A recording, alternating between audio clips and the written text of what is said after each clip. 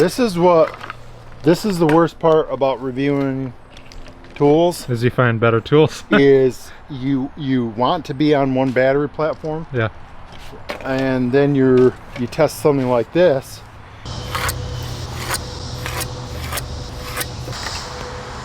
Man, I wish I would have had this here, what, a month ago, a couple weeks ago. We just finished a log home, and I would have loved to try that out on that job, but it's the way things go. 5,000 RPMs.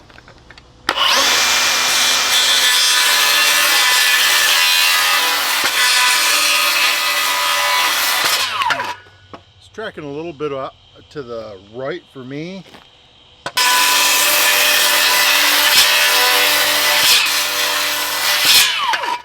May just me.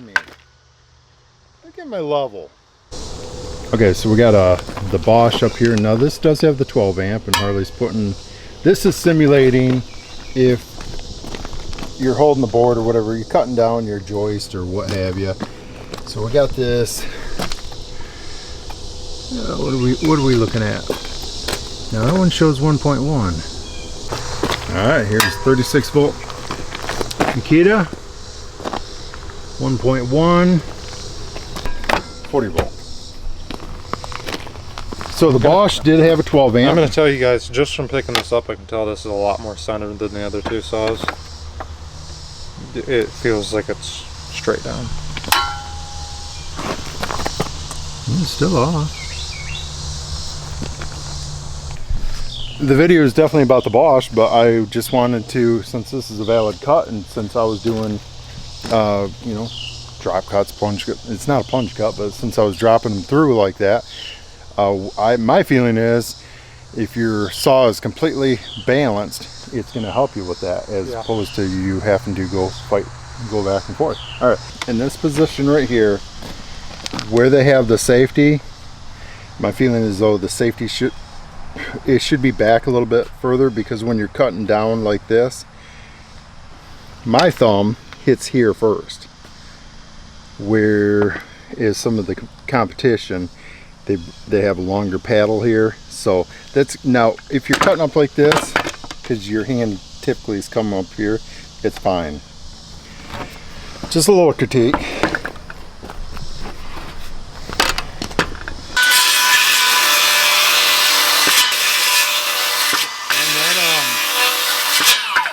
That saw does not even seem like it's struggling at all. Oh no, it's nothing.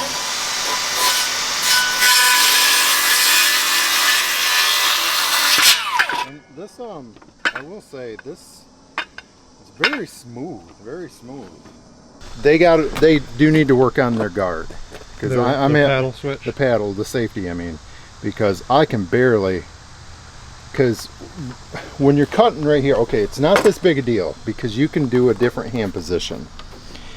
But the more you come off that board, the more you're going to have to rock your hand to keep it from, you know, level. The thing is, that affects you as far as being able to trigger that.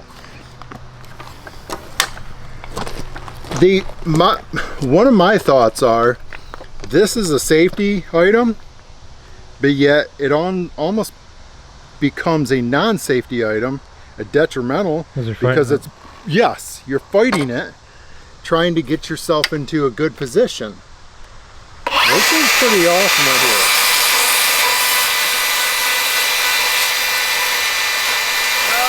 Oh man, dude, that was half a saw blade.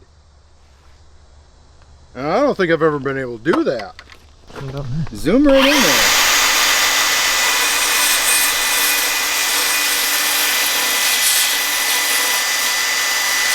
Stop. Back up. Take this off. Let's show them how thin it is.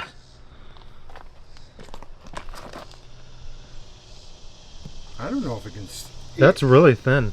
I've never been able to do that with any other saw. Most of the time the blade guard always gets hung up on it and it jams. I mean, it's jamming right here, but I'm going to be able to push it through. Fantastic. That's pretty excellent right there.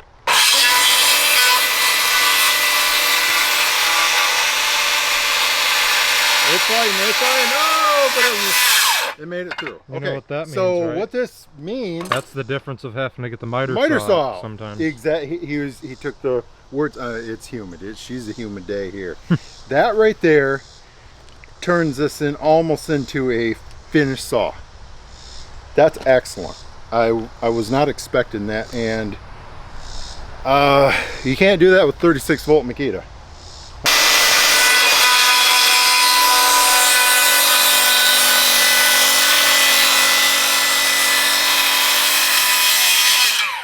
Man, they have got their guard on. Now, do you got the depth down all the way? Yeah. Is it barely? I mean, but you lose a ton. And I may be over 45. What am I? 50. Yeah, I'm maxed out 60 or 55, 60. Check that cut out. That is a good cut. Yep. Most time, all mine get bound around right there. And leave like a mark where the guard was trying to bind. You're going to be following that across. And it looks like this has a pretty excellent sight window. See, that's pretty decent here for grabbing it. Watch your fingers go.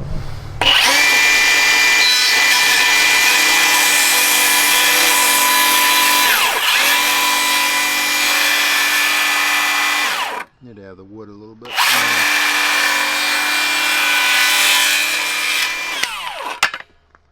Very nice.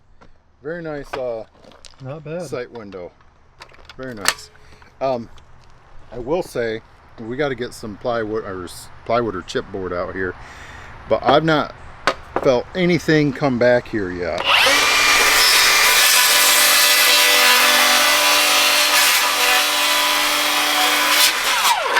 It seems to be shooting out the side pretty well. Yeah, it is. Okay.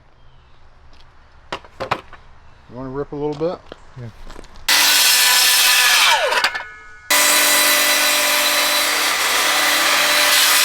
It seems like it's trapped in the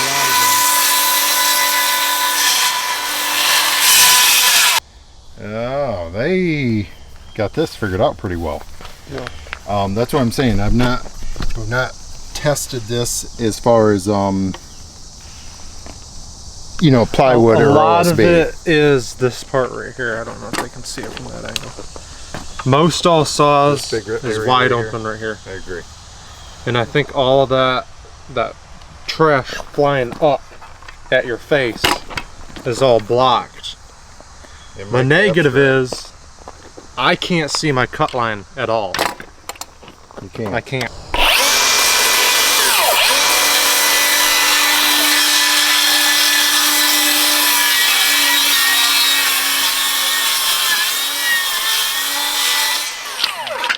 I can't believe how effortlessly that thing cuts through material. It just flies through it.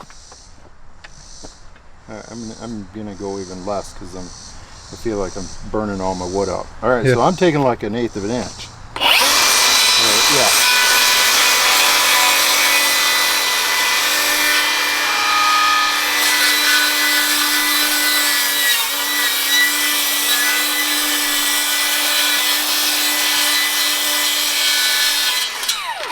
This is a nice saw, guys. Yeah, that is. This is so the rafter hook. I don't know what I think of that because I've not used it on a job. Man, I was just telling them, I wish we would have had this on the log home, so we could have used it there. Okay, now that kind of stinks. Can't get it off. It was grab it on the back side, but that's kind of cool the way they got it. Nice and loose. I love this. Look at the bronze bushing. I mean, that just tells you quality right there. So they got a spring behind it. Nice. I love when I see quality like that.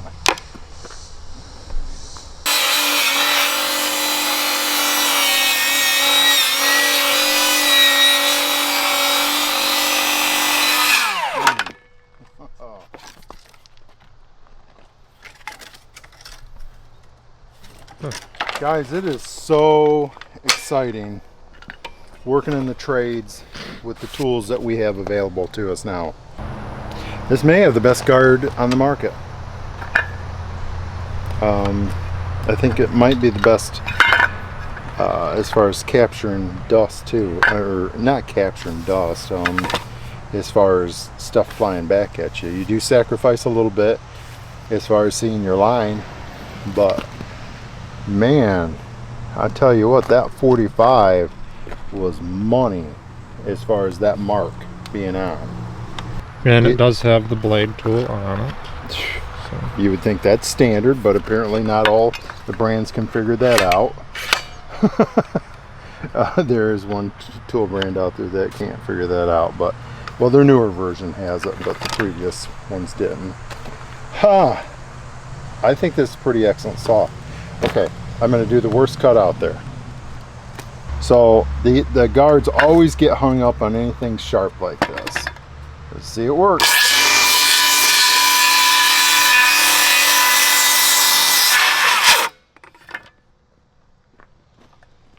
I don't get it.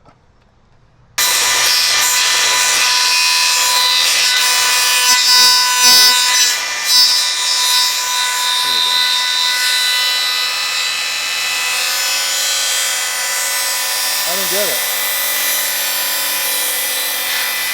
I'm not fighting it at all. That's it. Best guard out there. 100%. Guys, you see him. Okay. This is the worst part about reviewing tools. As you find better tools. Is you want to be on one battery platform. Yeah. And then you test something like this, and it has some shortcomings. It has this right here. The rafter hook, I think, is so to get used to. The battery, which we've not discussed, is a little bit of a pain. It takes 2 fingers to get out. You push here, you grab here, and you're going to have to push up here. I'm not talked about that. But this guard, oh my goodness, is fantastic. I think a lot has to do with it is other companies, I see they have theirs really close to the blade. The guard's really close. Other companies have 1/4, 3/8 inch gaps. I mean, what's that, 3/16? There's no way I could have done this. No way. I actually have not had a saw that I could do that without this getting caught. Or up having in to there. pin the blade guard matter. or It's got a something. safety. It gets caught in there. It gets jammed up in there.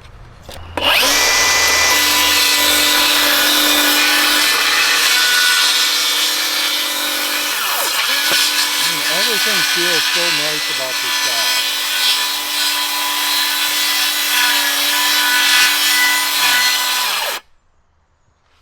Seems like it has plenty of power. It's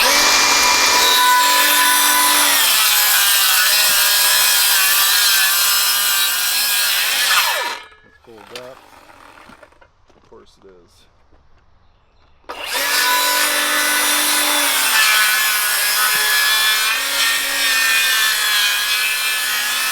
That side port really throwing.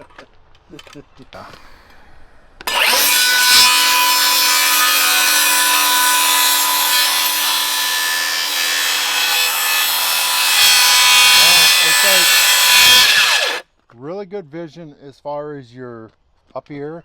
Your blade is being blocked. That's what I was going to tell you earlier. It looks like they really rely on this saw with you using these up front. Yeah. That's what they're a mainly lot of going protection as far as chips, guys. But the advantage is you're not going to have to rely on your safety glasses.